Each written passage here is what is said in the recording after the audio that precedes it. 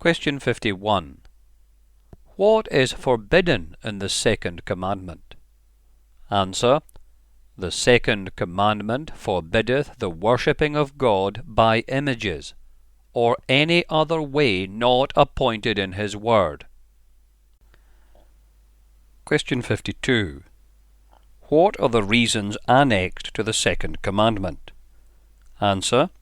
The reasons annexed to the second commandment are God's sovereignty over us, his propriety in us, and the zeal he hath to his own worship. Question 53. Which is the third commandment? Answer. The third commandment is, Thou shalt not take the name of the Lord thy God in vain.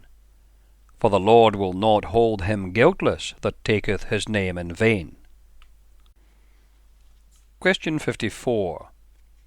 What is required in the third commandment? Answer. The third commandment requireth the holy and reverend use of God's names, titles, attributes, ordinances, word and works. Question 55. What is forbidden in the third commandment? Answer.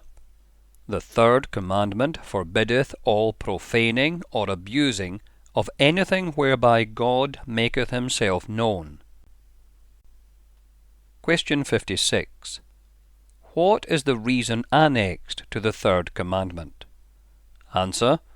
The reason annexed to the third commandment is that however the breakers of this commandment may escape punishment from men, yet the Lord our God will not suffer them to escape his righteous judgment. Question 57. Which is the fourth commandment? Answer. The fourth commandment is, Remember the Sabbath day to keep it holy. 6 days shalt thou labour and do all thy work, but the seventh day is the Sabbath of the Lord thy God. In it thou shalt not do any work, thou, nor thy son, nor thy daughter, thy manservant, nor thy maidservant, nor thy cattle, nor thy stranger that is within thy gates. For in 6 days the Lord made heaven and earth, the sea and all that in them is, and rested the seventh day. Wherefore the Lord blessed the Sabbath day, and hallowed it. Question 58. What is required in the fourth commandment? Answer. The fourth commandment requireth the keeping holy to God such set times as he hath appointed in his word, expressly 1 whole day in 7, to be a holy Sabbath to himself. Question 59. Which day of the 7 hath God appointed to be a weekly Sabbath? Answer.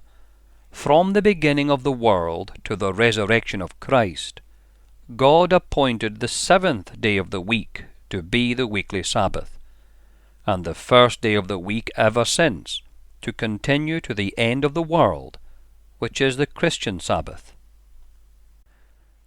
Question 60. How is the Sabbath to be sanctified?